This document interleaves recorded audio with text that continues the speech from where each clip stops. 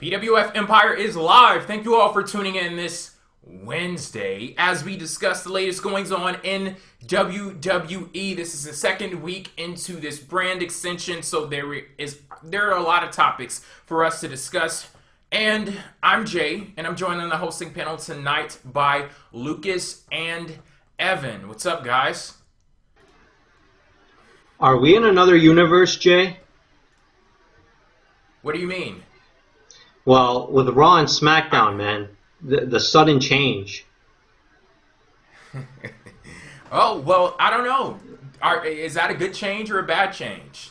I guess we'll find out tonight. Yeah. I'm loving it. I'm loving it, man. I'm loving it like a McDonald's commercial, all right? I am loving it. Ba ba ba ba ba. Let's go. I think it's more of a ba-da, ba-ba-ba. But, oh, I'm sorry. I'm sorry. I'm new to this. It's the first time I've ever done a McDonald's commercial jingle, so give me a break. All right, we're working on it, though. We're going to work on it, definitely. Yes. But, yeah, we got a lot of stuff to talk about on the show tonight. We have talk about Roman Reigns being a contender for a championship, but it's a different championship than some of us may have thought. Speaking of titles, we have a new women's championship and the tag team championships heading over to SmackDown. We'll be discussing that. We'll be discussing the brand split and the effect that Randy Orton and Brock Lesnar, their feud, has had on that. Also, we have AJ Styles and John Cena's segment from Monday. Actually, it was from Tuesday on SmackDown. Evan and Lucas, they were going at it a bit on Twitter over the subject of AJ Styles, so I guess we'll be exploring that later on in the show. And we are going to kick things off tonight discussing the world title pictures for both the Raw and SmackDown brands, but we have to decide which one are we going to discuss first. So is it Finn Bálor and Seth Rollins for the WWE Universal Championship, or Dean Ambrose and Dolph Ziggler for the Super Intercontinental title? Boy, I know which one I'm more excited about. I don't know. Like, are we going to talk about which one we're excited about? Like, what criteria are you basing this off of? It has a little bit to do with the SmackDown side of things. Okay. So do we go with the one that we're more excited about or the other one? Time's a wasted, man. Let's talk about Raw first. Okay, well, thank you for being decisive, Evan. Yeah, I'm just looking at Lucas here, and he's staring at the headlights. I said SmackDown, but okay. No, you said the one you're more excited about, the one on SmackDown. Yep. What? There's more to talk about reason with SmackDown, but I think that I'm a little more excited for the Raw match. But hey, man, let's just get going. I mean, hell, I'm just gonna go off in my own direction right now. Open the sucker up, Evan. Open the sucker up. Yeah, let's just get this thing going with Finn Bálor and Seth Rollins and how awesome that promo was on Raw to help build up this Universal Championship match. And secondly, I want to say that the design of the Universal Championship, at least the one that we think it could be, is actually pretty damn cool. Oh, that I haven't seen yet. I don't have a picture of that up. Let me see if I can find it.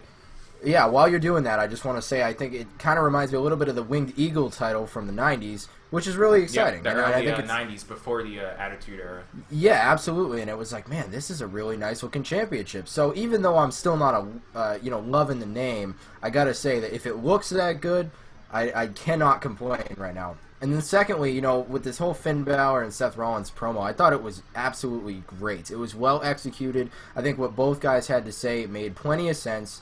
And not only that, but Finn Bálor actually got one over on Rollins. And then Rollins, not only did he have that happen, but then he ends up getting over in a match against Sami Zayn. So I think it was a win-win situation for both guys, and we really had an excellent way to build up this match on Raw. So they're continuing with what they started in a really effective way. And there's a picture of the rumored Universal Championship. That looks nice. Yeah, that looks beautiful. It has actually. very old school flair to it, mixed with a little bit of new. Cool. And it feels like what the title actually says it is. It feels universal just looking at it. So, I mean, that's a nice touch to it right there. I'm in love with that championship. Too bad it can't be on SmackDown, though. But as far as Seth Rollins and Finn Balor's promo goes, I enjoyed it, but Seth Rollins, man, I got to tell you, this guy clearly had the upper advantage on Raw. Clearly, I feel he belittled Finn Balor quite a lot in that segment. Now, that's not to say that what Finn Balor did was horrible. I certainly liked what Finn Balor had to say, and he kind of turned things around because Seth Rollins was bragging about how he was the first in this, the first in that. Finn Balor goes on and says, well, hey, you're talking about being the first. How about I become the first ever Universal Champion at SummerSlam? I think the back and forth was pretty good, but I need to see more out of Finn Balor before determining what exactly this feud is going to be about. Because right now, I don't feel like there is a feud between both guys. And yes, I know Finn Balor's new. He just got called up. So clearly we have to give him time to tell a story with Seth Rollins and have a reason to feud. But I just feel like otherwise, right now, this is just two guys fighting over a championship belt as opposed to them actually having heat with one another. The chemistry is kind of off, I will admit, but I'm willing to give this time. But I just think that right now, Seth Rollins clearly, is the MVP in this little feud right here. Well, you said that this feud seems like it's just two people feuding over a championship. That's kind of exactly what it is. They don't have any established history with each other in the WWE universe, and it's up to WWE to build that history with them leading into SummerSlam. This is only the second week that Finn Balor has even been on the main roster, so they have to build to that point. It's not like, they were supposed to reveal some story shit like this is Sami Zayn and Kevin Owens. They've been best friends for years, and they're about to, enter into this heated rivalry. It needs to build up, and that's one of the things that is going to come along with this brand extension, because WWE has to establish a lot. They don't have a lot of history to play off of. They're creating new things, and this feud between Finn Balor and Seth Rollins, it is new, and it's going to take a while for it to, gear up and heat up to make it seem as if these guys have a real issue between each other. And I love that aspect of it. I do. Because to me, it's like their SummerSlam match could be like what creates that history. Maybe Finn Balor and the club join up and completely, do a kind of a double turn, and Rollins is now the face, and Balor's the big bad heel.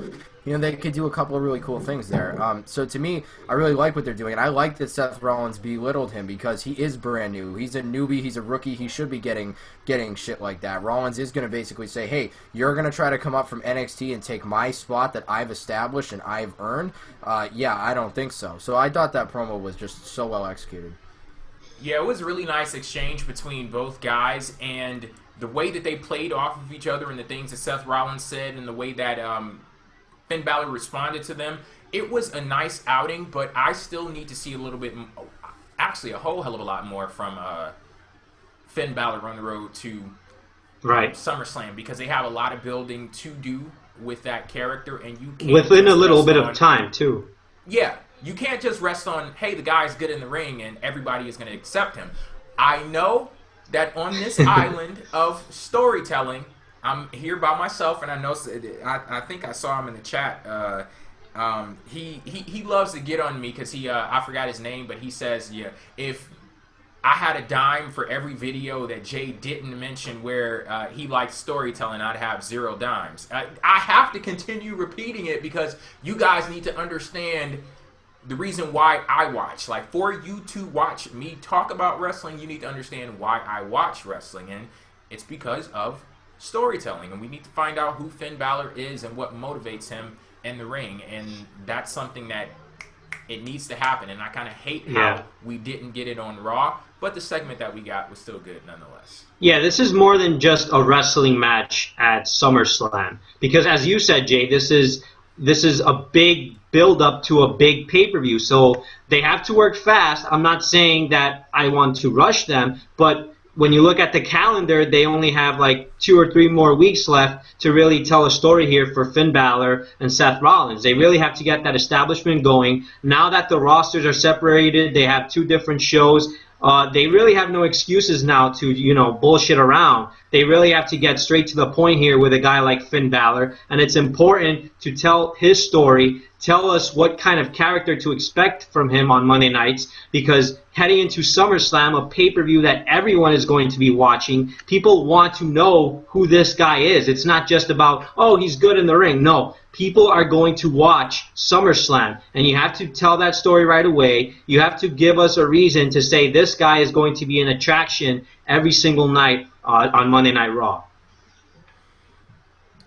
Alrighty, at this point we're going to move on to the other side of things. Dean Ambrose with the championship that he has over on SmackDown and this feud that's building between him and Dolph Ziggler. It seems as if the story has shifted from the champion over to the challenger and Dolph Ziggler, and WWE is attempting to tell a redemption story with Dolph Ziggler on his road to a championship match at SummerSlam. And he actually put that match on the line versus Bray Wyatt on SmackDown, and he ended up winning that match. So I guess that's a point in his favor for Dolph Ziggler in building up credibility for him. Did that work for you guys? Yes. Oh, hell yes. See, last week when Dolph Ziggler won that little number 1 contendership match, I was thinking the same thing everybody was thinking. What the hell? You know, but last night, they did enough convincing for me to believe that Dolph Ziggler, going forward against Dean Ambrose, this is going to work out well in his favor. I like the redemption story that they're already telling. I like the mean streak and the aggression that Dolph Ziggler showed. And the other thing I like mostly about this is the fact that Dean Ambrose now has also brought the best out of himself. We saw a different direction with Dean Ambrose in terms of him being meaner, more aggressive on the microphone. Different direction out of Dean Ambrose. True, but I think last night every fucking week he's a new person. Yeah, it's a shame, really. But I really like what they did with Dean Ambrose, and I really hope that for this feud, it's not just about Dolph Ziggler, but also a transformation with Dean Ambrose, because we did see a bit of a transformation with Dean Ambrose last night, and that's the reason why I really like this feud. It's not just about Dolph Ziggler here, but I feel like both of them are getting the best out of each other, and if they can continue to do this on the road to SummerSlam, oh man, this match has money written all over it. Even though I don't necessarily think it has that much money written all over it because Monopoly money. The lack of star power that goes into it. It has money in terms of great wrestling, and it has money in terms of if Dolph Ziggler was consistently a main event guy who, you know, or was a main event guy who had fallen off the last couple months and now was redeeming himself, okay. But, I mean, this is like multiple years, so I think that this is, I mean, we want to talk about this being very quick for Finn Balor to come up to the main roster and go for a title. I think it's even quicker to try to redeem a guy who's been at the bottom of the barrel for the last couple of years. But I do want to say that what happened on this week's SmackDown was really good, really cool. I love that they put the match on the line. I loved what I saw out of Ziggler on this episode of SmackDown, and I love what I saw out of Ambrose even more, because Ambrose pointed out everything that you would say about Dolph Ziggler. He's all, you know, show and no results. You know, he may be able to steal the show and put on all these great matches, but he's worried about all these different things. They made his character exposed. Dean Ambrose wasn't afraid to expose that character here on SmackDown, and I thought that made Ambrose's promo excellent. He was just throwing fire at Dolph Ziggler to start the night, and I think that made Dolph Ziggler, like Lucas had mentioned, made Dolph Ziggler react in a better way than he might have even expected to on screen, and it was really cool. So I think that they are working with this the best way that they can. Like I said last week, I'm going to reiterate the same thing I said last week. Dolph Ziggler is a deserving guy of a main event match. The problem is when you have a character that has been a complete loser and basically feels like a tribute act to Shawn Michaels, you have a problem here. This match is going to be good at SummerSlam. I don't have any doubt about that. But I don't think WWE is going to be able to convince me in any way, shape, or form of the fact that Ziggler truly is like WWE Championship material right now. Is he WWE Championship material because of how good he is as a performer? Yes. This character? No. Big difference.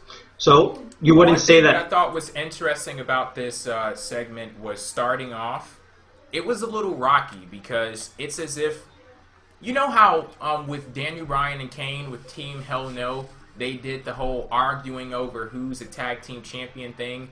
It's like Dean Ambrose and Dolph Ziggler were in the ring like, I'm the real underdog. No, I'm the real underdog. No, I see what you're talking about. And I'm like, yeah, what the fuck is this? Like they were arguing over who had the harder time and who was held down more. And I'm glad that it moved past that and moved on to something that was really serious. And Dean Ambrose in there telling it like it is to Dolph Ziggler. It was wonderful, and it helped out the build for the match from the simple fact that it's WWE acknowledging reality. They love to tell these Cinderella stories, and sometimes when you tell those Cinderella stories, you're neglecting,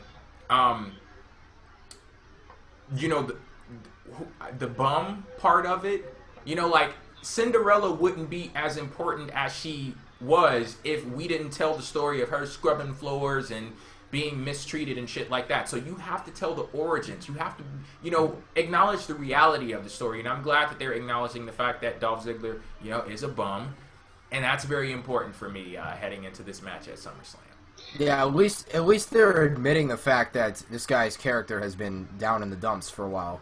It's just a very, very short period of time. The redemption is all going from 0 to 100, and I think the redemption should go from 0 to 50 to 100. You know, we can make that a little maybe bit even more throw of a in progression. A 25, sure, and 40. a 75 too. Why not? Yeah. You know, like make it a little bit more of a step to get there. And actually, someone in the chat had mentioned, like, if Bray Wyatt had won, maybe Ziggler could have cost Ambrose the title, or at least tried to and turned heel fully. Maybe that could have done more for Dolph. That would have been a little more progression for him.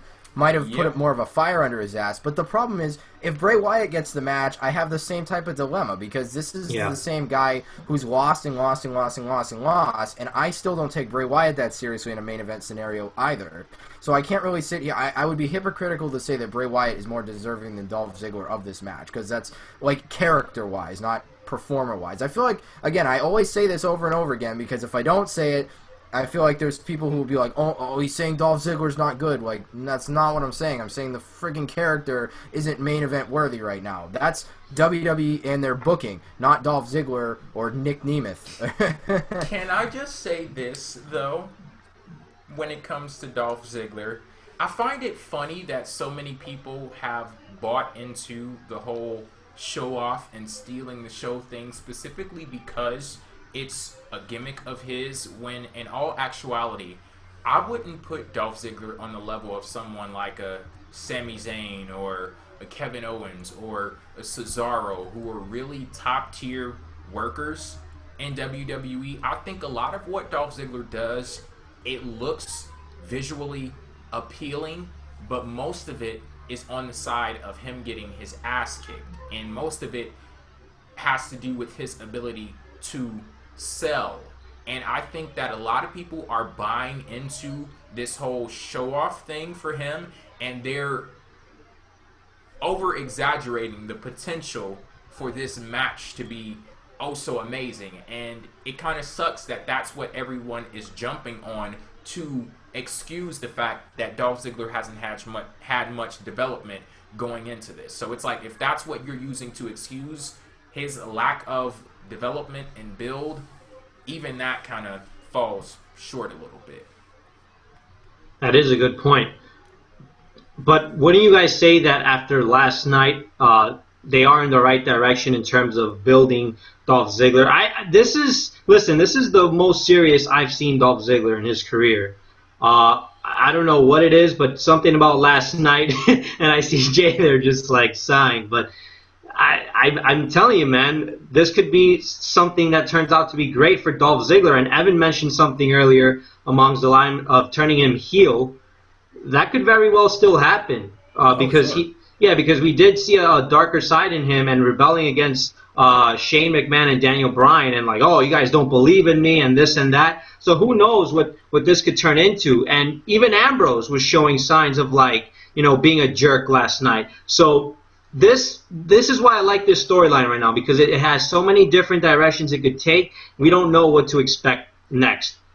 Right, and we as got I a comment mentioned, from Hazy Vision in the chat right now saying every bum has to start somewhere. I say it's a good start.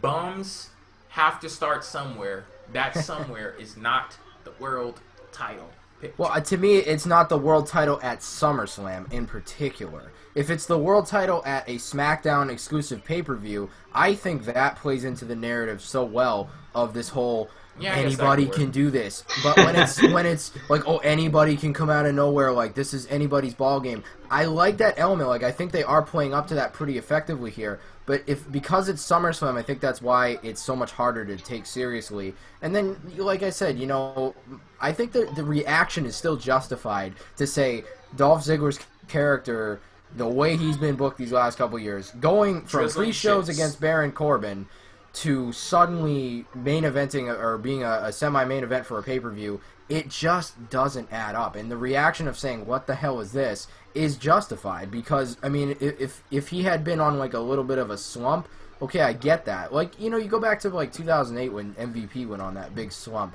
But then he started to rise to prominence again as a babyface. But then, what did he win? The United States title. He won a mid-card championship. Didn't go straight to the main event a couple weeks later. Like, they had MVP's redemption story actually make freaking sense.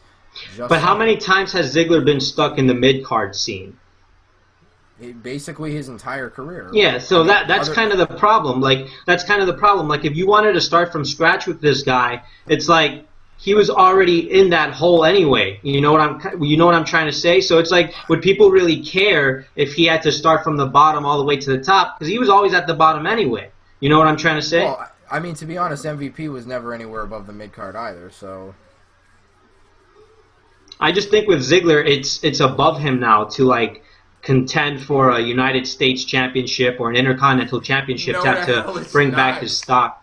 I mean, how many times has this guy won that title already? You know what I mean? You're saying, and that disproves your point in saying that it's above him. It's not above him. It is him. That's who he is. So you think mid-carder. So you think he's stuck in that hole where he should never be a main event guy? I'm not saying that at all. I'm saying you need to do the work if you want him to get out of that place. But to say that right now, instead of competing for the WWE Championship, you could never imagine him competing for the U.S. Championship or Intercontinental title. No, that's not above him. That is him. But we're done with that discussion. We're going to move on now to the segment Buy or Sell. We got a few things to talk about here. Some big things going on in WWE. One championship match to a possible another here in the United States Championship. The current champion is Rusev. He delivered a pretty fiery promo on Monday Night Raw, only to be answered by Roman Reigns, who came out and attacked him. And it looked as if Roman Reigns is involved in the United States Championship picture, and he'll be going for that title pretty soon. So, I'm going to ask you guys right now, do you buy or sell Roman Reigns being in the United States Championship picture being a demotion? Yes, I'm buying it. Yeah, I'm buying it too. Yeah, I think this is a pretty easy one. I'm buying this as well.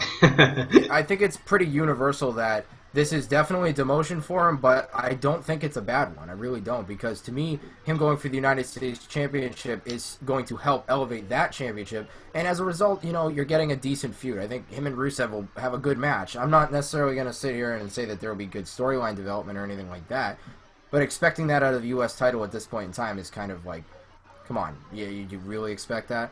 But I think this could still be something for Reigns, and he actually got a better reaction than he usually does on Raw. So, I don't know.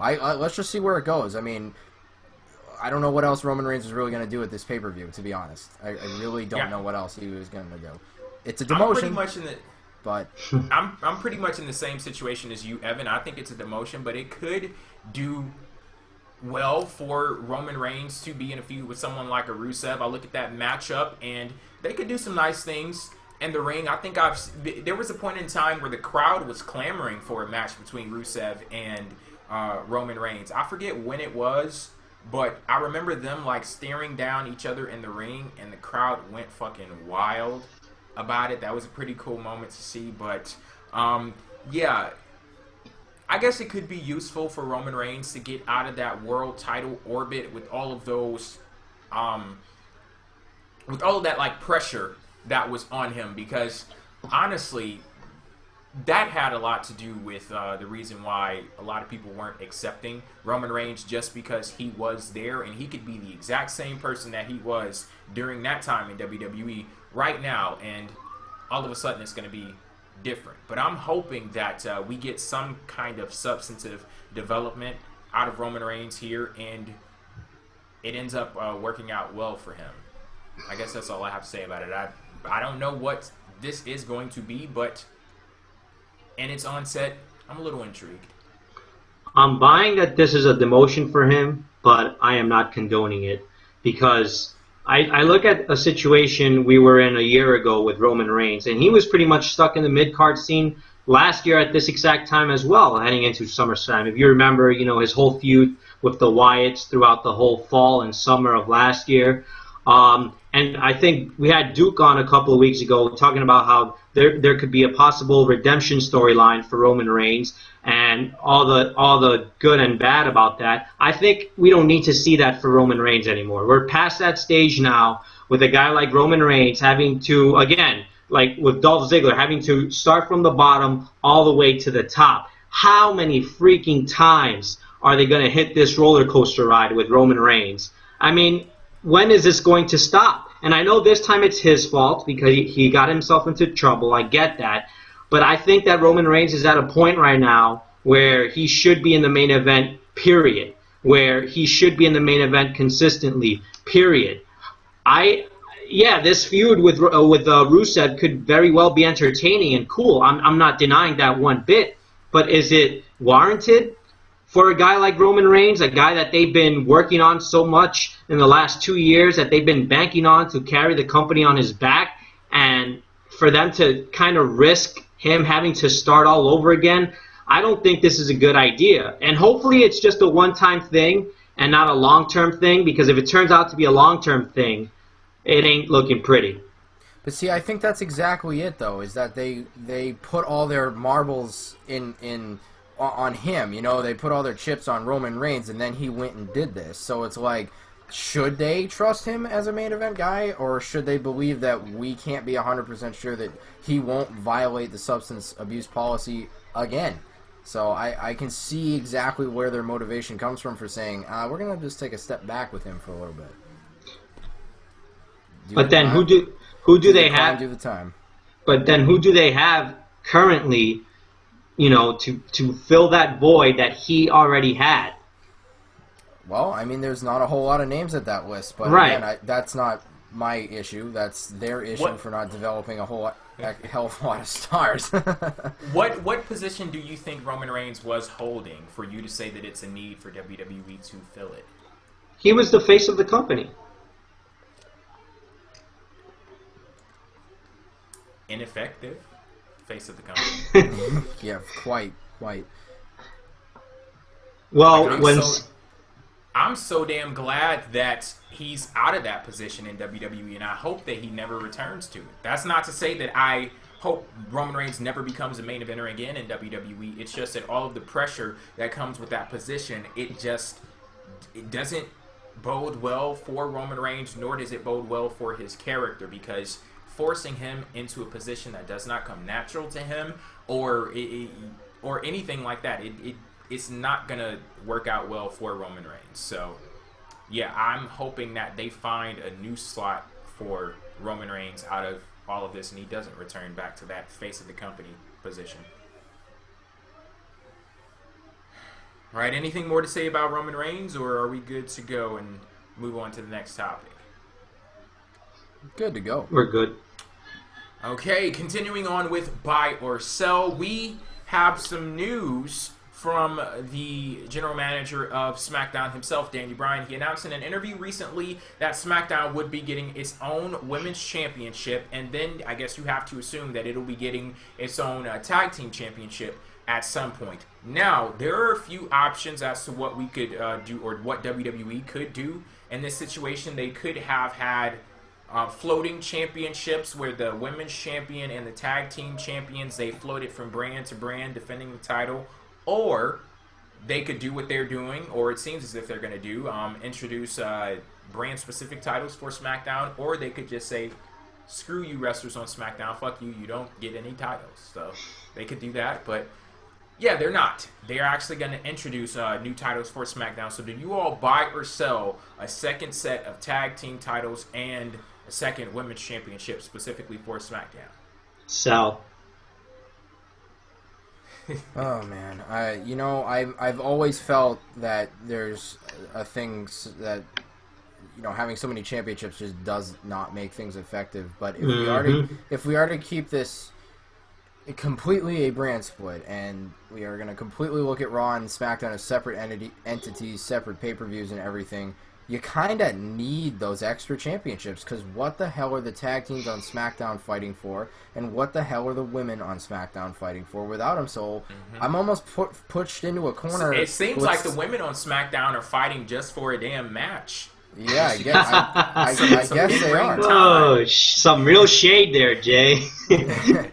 But it looks to me, though, like it almost kind of pushes you into a corner that you almost have to buy it, because like, if there isn't championships, now what? Like, if there's no titles and they're not allowed on Raw, what the hell are they going to fight for that isn't a championship? And there is no answer to that question. So I'm going to buy it only because of that. I still think it's too many championships, and I still think that the tag division should have been on one show and the women's division on the other, because they're not strong that's enough. another option there that WWE could have gone with. Yeah, they never did. Yeah, I don't. You know what? They probably never thought about that. The two divisions are not strong enough to be on both Raw and SmackDown, in my opinion. I don't think there is enough good tag teams and enough. And although there are more good tag teams today than there has been in years, there's not like 15, 20 good tag teams. There's like 6 or 7. And it's the same thing with women's wrestling. Like, the division is just getting to that better point right now. This to me just divides and does not conquer. So I'm going to buy it only because they need a title to fight for, but I hate the idea of there being 2 women's and 2 tag team titles. Too much gold going around. But if we are going to treat Raw and SmackDown completely separately, you kind of need it. Yep, and that's pretty much the point right there. If the brands are to be separate, they need to have their separate championships, and you got to do the work. You got to do the work. You have to build up those divisions, and it's much easier said than done, but you don't really have a choice right now. This is the situation that WWE has put themselves into, so, I mean, it is what it is, so I buy it. See, the only way I think this will work is with those brand-exclusive pay-per-views happening. Because the biggest problem for the longest time throughout the final years of the brand split in the earlier era was the fact that the pay-per-views were not brand exclusives. They were for both shows, Raw and SmackDown. So you had to have all these championship matches melded into one, and it just didn't work out well because one championship would overshadow the other one. But I think with having separate pay-per-views for both Raw and SmackDown, it's not going to be so much of a negative if that's what they decide to do, because you can have the SmackDown exclusive pay-per-views only with the SmackDown championships on the line. You can have the Raw pay-per-views only with the Raw championships on the line. That's the only way this is all going to work out. But otherwise, if this turns out to be in a situation where there's one pay-per-view and every championship, is on the line, oh man, that's a disaster waiting to happen right there. And that's kind of the reason why they had to unify the titles so many years ago, because it just didn't work anymore. And you saw that the WWE champion for the longest time was overshadowing the World Heavyweight Champion. So I don't want to go back to that stage where the same thing is going to happen. And then, of course, like Jay said, you have to build up these tag teams. You have to build up, the women wrestlers. Because if you look at SmackDown right now, Breezango, the Usos, American Alpha, the Ascension, and then you have the Vaudevillains. Are any of those tag teams really worthy enough of becoming champions right now, with the exception of American Alpha? But they still got to get built first. But all those other tag teams that I mentioned right there, they're jokes. They really are jokes. And then you look at the women, and I kind of want to call them divas because I feel like SmackDown has all the divas right now. Obviously, I was gonna say besides them two, but then everybody else, they're pretty much divas. So what are we bringing back here? Are we bringing back that stupid butterfly belt? Like, what's gonna come back here? Or is it going to be something completely new? Because what was the whole point of a few months ago introducing the women's championship? Can I just bring this up? Because I love to bring this up when people show the differences between the women versus the diva terms. There was a point in time where women were fighting in evening gown matches for the women's championship. So, yeah, it's not automatically diva equals bad and women equals good, because WWE, they have done their shit in the past that degraded the term of what women means. So don't think just because it's woman that it's legit and diva is bad, because hell, another fact that a point towards divas is that, you know, a man has never held the divas championship, so can't say the same for the women. Unfortunately. But what were you going to say, Evan? I was just going to say something along the lines of the fact that, like, having that whole unveiling of a new women's championship, though, at WrestleMania certainly. And by the way, I wasn't calling Charlotte a man. It was actually, you know, back in the day with the old women's championship. But oh, I know what you meant. Do not worry, my friend. But I think that, that whole reveal of that new championship at WrestleMania feels cheapened now because of this.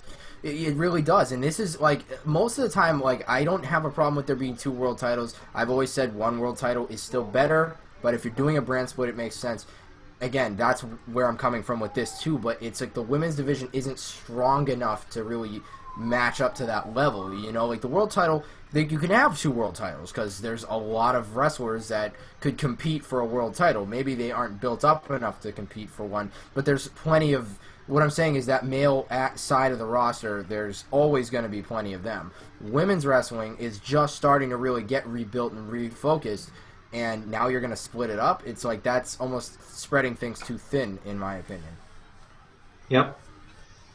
Alrighty, next up we have, speaking of this brand split, we're in the second week of the brand split, and those lines between Raw and SmackDown have already been blurred because of Randy Orton and Brock Lesnar. So WWE, to build up the match that will be taking place between those 2 superstars at SummerSlam, they've sacrificed just a tad bit of the structure of the brand split. And I'm going to ask you guys now, do you buy or sell that sacrifice being worth it to build towards Brock Lesnar versus Randy Orton?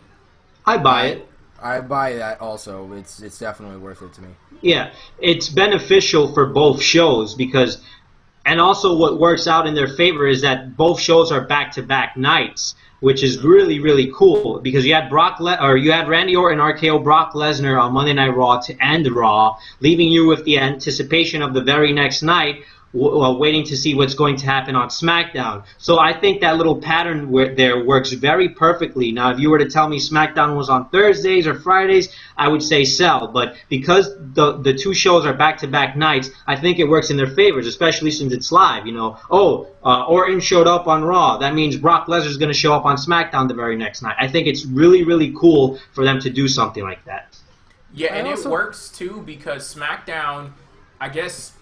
I'm going to have to admit, it's in a little bit of trouble in a sense that it doesn't start automatically on an equal playing field to Monday Night Raw. So SmackDown still needs a little bit of help. So it's like WWE is killing 2 birds with 1 stone. They're building up this match between Brock Lesnar and Randy Orton. And then also what they're doing is telling everyone from Monday Night Raw, oh, hey, there's some cool stuff that could possibly be happening on SmackDown. Right. You guys may want to watch it. And then when they watch, expecting Brock Lesnar to show up, there's some other stuff that goes on that show as well. And that could possibly help them to the point where, okay, I'm going to watch this show next week. And, oh, hey, SmackDown, it's not just the bargain bin of WWE where you throw all of the irrelevant shit on the show. Like, it's actually its own product. So, good stuff. And it very relevant in the beginning of this brand extension. Like, I think that looking back, they needed something like this. So, I buy it. Yeah, and it's the gravity of the feud, too. You now see just how big of a feud this is. It's beyond the brand split. It was created, the match was established before the brand split even had a chance to really begin. And then on top of that, it just shows you that this feud is above the brand differences. This is Yep. beyond anything. This is the big feud going into SummerSlam. And plus, SummerSlam and the Big Four pay-per-views have already been cited as nights where inter-promotional matches can take place. So I think this works out fine. And not only that, but the way they had security trying to get Randy Orton out of there on Raw, and the same for Lesnar on SmackDown, I thought was really effective and made it feel like, and the GMs were running out. I mean, the they're like, security get the hell out of wasn't here. effective, but them being there, like the visual, that Right. was effective. That's what I'm talking about. It's effective to have that visual because it shows you that they are saying, hey, you're not on SmackDown, you're not here, you don't belong here, and vice versa. That's a good thing because it makes it feel like this is not supposed to be happening. You know, like in the storyline, we're getting this impression of, oh my god, he's not supposed to be there. Like, that's good. Yep. That's exactly how it should be done. So I'm definitely in. Though I do think it was kind of hokey on Raw with Stephanie McMahon because she exaggerates everything. I mean, I don't know. It kind of That she moment made called for it, though. I like True. Stephanie's position in it.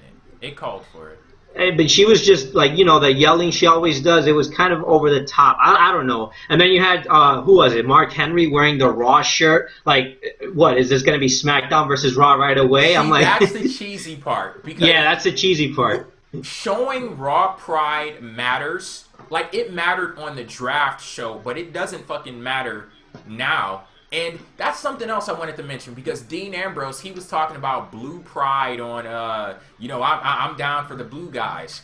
Everybody on that fucking show wants to kick your ass and take your title.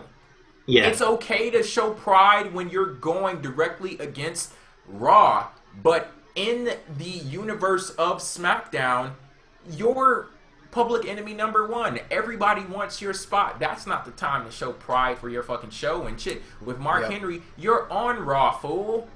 Right. Shit, that's enough. Like, it's enough. You don't have to wear the shirt. That's where I draw the line, where I'm like, you know what? Fuck all of this brand loyalty. Yeah, exactly. You guys are supposed to be fighting each other to get to the top of your show. Tell us a narrative that this is a world where nothing exists but Raw or but SmackDown on that given night. And who the hell? Give me the narrative. Give me that narrative. That's what I want out of a brand split, is to make it feel like it's two separate worlds, two separate companies, even. And who the hell wants to defend Brock Lesnar anyway? I mean, this guy never shows up. He's in it, right? Realistically, he's in it for himself. And then you have Mark Henry like, oh, I'm going to side with Brock Lesnar here. No, that doesn't make any fucking sense right there. So that to me was kind of cheesy. But everything else, you know, I liked how they did it on SmackDown. You know, Shane McMahon getting straight to the point. You know, security, you're here to do your fucking job. And that's it. And then he told Randy Orton how it is, too. Like, you know, because of you, this is all happening now. And we have to deal with this crap. So I liked how they did it on SmackDown. But yeah, this is really cool. And like Evan said, this match right here is above the brand split. You could really feel the tension of a big match between Brock Lesnar and Randy Orton. I mean, this is a match that should not be just on one show, if you know what I mean. Okay, and I guess we're actually done with Buy or Sell. Now we're going to move on to AJ Styles and John Cena. They had a segment on SmackDown that a lot of folks are talking about, some in good terms, some in not so good terms, but basically the segment was John Cena going out there and addressing the elephant in the room.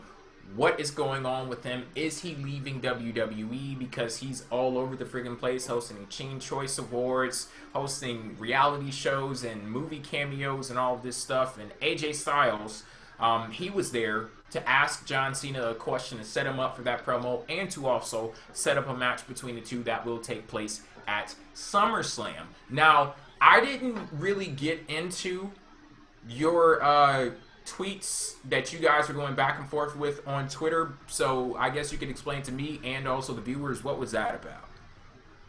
Well, I feel like I kind of started it, basically, since Evan reacted to my tweet. Starting stuff? That seems out of character for you. Nice sarcasm there. But I basically put out a tweet that said something along the line of AJ Styles not being in the same class as a guy like John Cena in terms of mic work, charisma, and just the overall package. And obviously, Evan saw it from a different perspective, saying how outside of the WWE, when you look at the whole spectrum of things, AJ Styles, you could make a case for him that he is better than John Cena. So that was pretty much the whole basis of the argument there. Okay, and what made you think that about AJ Styles based off of what specifically happened in this segment from SmackDown? John Cena, he basically put AJ Styles to sleep with everything he had to say. The fire, the delivery was better, the execution, the words he said, everything. You know, the way he defended himself, the way he made AJ Styles look like he doesn't belong in WWE. And I think even you said that it basically became a situation where it had nothing to do with AJ Styles anymore. Correct, Jay? Yeah, you put so basic. But yeah, don't take that to mean that I agree with you or not, because I'll get to that later. No, but I know that. I'm just. Did say that. I just wanted to throw it out there. Okay. No, yeah, I was just saying that to back up what I have to say. But John Cena basically, that's pretty much what he did. He made it about him. He made AJ Styles look like an afterthought in this segment, and I think that overall in this feud, John Cena has always had the upper hand. There was not one week where you could tell me AJ Styles really owned John Cena. Now, don't get me wrong. I like AJ Styles. I know how good he is. But when I'm comparing him to John Cena, I am definitely putting John Cena on top of the list, and AJ Styles goes right behind him. Here's my issue with what you said.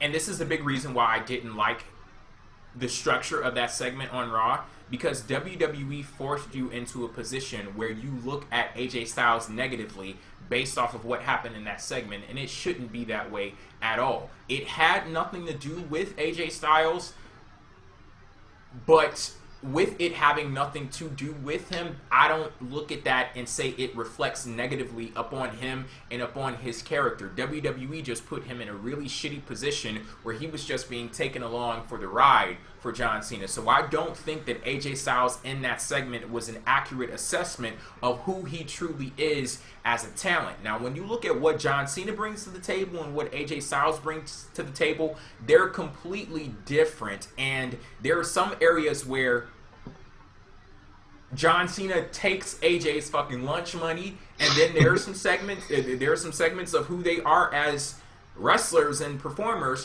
where AJ Styles, mops the friggin' floor with John Cena. So that's what makes it difficult, because who they are as performers, they're so vastly different in the areas that they excel in that It becomes tough to judge them up against each other. But yeah, for that segment, it was great from John Cena because it was designed to be great for John Cena. AJ Styles was not supposed to excel there. AJ Styles was not supposed to do anything but provide a setup for John Cena. And let's be honest and truthful when we say that the majority of John Cena related segments are set up that way for a reason, because it's to make John Cena continue to look like the top guy, the number one. That is WWE, and that was where a lot of my argument came from, is WWE, yes, it casts a shadow over the entire wrestling industry. There's no way to, you can't cut it any other way, but that's just because it's a monopolized company. It's the top of the chain. They are humongous. They are more than just a wrestling company. They are their own entity, because they have partnerships with all these different organizations. They're worldwide, and no other wrestling promotion in the world has that. But that does not instantly mean that they are the best, and that certainly does not instantly mean that John Cena is the best, because they are going to try to make John Cena look great. And something that was said of there isn't any segment where AJ Styles has really owned John Cena. Is there really ever that many segments where anybody owns John Cena ever? I could make a lot of cases. I can make a lot of cases. Who has ever owned John Cena over? Oh, you really want? I'm not even going to mention that. Yeah, Jay doesn't want me to mention him, so I'm not going to mention him. Please. I'm not going to mention him because Jay doesn't want me to. But I could clearly come up with 3 names right off the top of my head. But who the are problem, the other 2? You want me to mention them? The other 2, the one that I don't want to mention. The Rock, and Daniel Bryan. That's all I'm going to say. Okay, and The Rock is another top-level star that was bigger than John Cena. But I did say Bryan, too, though. And Daniel Bryan, when? When? He beat him clean at SummerSlam and then lost the title 5 seconds later to the other top guy, Randy Orton. When else did he own John Cena? I don't remember. But the build up to that, I don't want to get into this right now. But I know he won clean. I know that Kevin Owens won clean over John Cena. Again, it's an amazing moment when people do. I'm just saying, like, long term, no one ever really owns John Cena. Like, I just don't. There's very few moments of that, and maybe AJ Styles should have had a moment or two like that. They had a chance to do that at Money in the Bank and didn't do it because they decided to have the club do the run-in. But again, I think that AJ Styles, not only did he hold his own in this promo, but I love the way that he ended it when he said that when I beat you, if you don't admit it, then you're a liar, and if you do admit it, then you're a loser. That because AJ Styles is better. As good of a line as that was, it didn't really make sense to me. Because John Cena, like, what problem would he have in admitting that AJ Styles is better than him? Like, I didn't even understand that. Like, that was just something to... That was put there specifically to hit with, like, a punch just based off of the content of what was said if you look at it in a vacuum. Like, if you look at what AJ Styles said and ignore every damn minute that they were in the ring before that, it was cool. But when you look to connect it to everything else and look at a complete picture, didn't make any sense at all. But in the same breath, how much sense did it make for John Cena to go off and do the usual spiel that, I mean, as good as that, like, promo was, and it was good, but we've heard that promo before. Let's not pretend that we've never heard him talk about the kids and all these, and the reason that he does it is because it's his home. That promo has been cut a bunch of times by John Cena before, and that didn't really connect to anything with AJ Styles either. Like, basically what AJ Styles tried to say was, okay, yes, John Cena, are you even really going to be here? Why are you even still here? Okay, he answered that question. Yeah, that's what I wanted. But then he kept talking. He didn't know when to shh. Like, he just kept going and going and going, and it was like, all right, enough is enough after a while. Like, now it's not even about this anymore. It's just him going off on a tangent, and again, that helps promote the narrative of John Cena is the top guy. So I think when AJ Styles came back and said what he said, I mean, they had John Cena sit there and clam up. So, I mean, hey, to me, that was worth more than him saying anything as a rebuttal. I thought that was a good way to close out a promo that, to me, was straight fire from both guys. I think, again, I'm not saying that John Cena didn't cut a good promo, because he was very good in this promo. He was better. He was very good in this promo, and even if he was better in this promo, I mean, again, he was designed to look better. When literally, but you can't say that though. Yes, that's where I have to disagree. How can you not say that about John Cena? Wherever has this narrative been anything other than John Cena is the top guy? Like, no, I know that. I'm not saying that's part of it. That is the design. But what I'm saying is it's also about the execution and the way it comes off on TV. When I'm watching these two guys, John Cena clearly, he doesn't stumble on his words like AJ Styles does. He seems completely confident, doesn't seem shaken at all. It's genuine. When I see it from AJ Styles, I almost feel like he has issues sometimes catching up with what John Cena is saying, and you can see it in his face. You've seen it many times where AJ Styles kind of gets nervous and shaken up. I'm just saying that overall, even on TV, it's hard for me to say AJ Styles is in the same level, not because it's just designed that way by WWE, but also because AJ Styles himself makes it look like that on TV when he on camera just doesn't look like he's up to par with John Cena. Am I right there? Because I could point out many times in that segment last night when AJ Styles clearly looked like he was lost in the segment. I didn't see him looking lost at all. That's not at all what I got out of it. What I got out of it is that AJ Styles is an asshole, and that he's a heel, and that he, yes, does stumble over his words sometimes, but so doesn't a lot of times. So doesn't Seth Rollins stumbled over his words on Raw, and we didn't even mention it. Like, because it doesn't fucking matter that much, because people talk like that. People stumble over their words. Not everybody is a living, breathing, passion-filled promo like John Cena. That does not equate to being better. That equates to him having a lot of passion. And yes, he doesn't trip over his words, but The Rock doesn't trip over his words either. I mean, there's a lot of guys who doesn't trip over their words. It's hard to do that when you have it all written out on your... yeah. But you get... But my gist is that there's a lot of guys who have tripped over their words, and they can still cut an effective promo. I just think that that's how more of a human being talks. For me, it takes away from that. How someone who's not a human being is. And again, like, John Cena, the narrative is always that he's going to get over in that promo. Like, I guarantee you AJ Styles would not have been allowed to say anything that he may have actually felt. He probably would have cut John Cena off mid-fucking promo if he really could have, but that wasn't how the structure of the segment was designed. It was designed for Cena to go off and to get the crowd to cheer and to get behind him and to make AJ Styles look like he is still a level below. And that is how it has been with everyone else. You can line everybody else up. And I know, you know, people had said, oh, well, Triple H had owned John Cena at one point. Well, Triple H is married to the damn company. What are you looking for? And then Edge owned John Cena, maybe for one time when he cashed in Money in the Bank, and then when else? John Cena beat him clean every single time. So, I mean, like, I've never seen there be somebody who beats John Cena consistently over and over, and I would be very surprised if AJ Styles wins at SummerSlam, even though he should, because if he does, it really solidifies him as being something above, because he actually wins 2 out of 3 of the matches. Even though one of them was a 6-man tag, Cena still pins Styles at Battleground. The real way to show that somebody is above and beyond is to have them win 2 out of 3 matches, and nobody wins 2 out of 3 matches with John Cena. And if they do win 2 out of 3 matches with John Cena, they end up losing the matches that matter. Then we're going best out of 5. Absolutely, and that's how it's been with him, and that's why we're tired of it, because it's the same old predictability that we have had for all these years. So you're making the assessment based off his booking and the way WWE perceives him.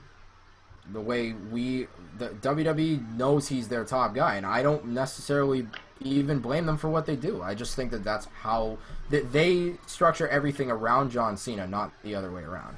But are you? I think the thing is, like, Lucas, if I could possibly speak for you, you want to make sure John Cena gets the credit that he deserves for the performance that he put on. And let me bridge the gap between you two, because I agree with Evan when he says that segment was designed to put John Cena over AJ Styles.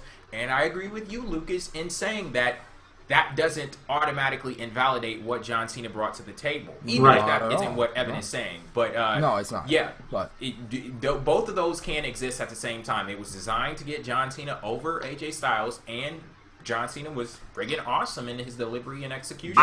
I personally think he's that damn good, which is why he is designed to be that way. But I guess what Jay just summed it up there. I think that we should give him more credit than what it's due. And Evan, you make a good point too. You know, he's always been designed to be that kind of guy.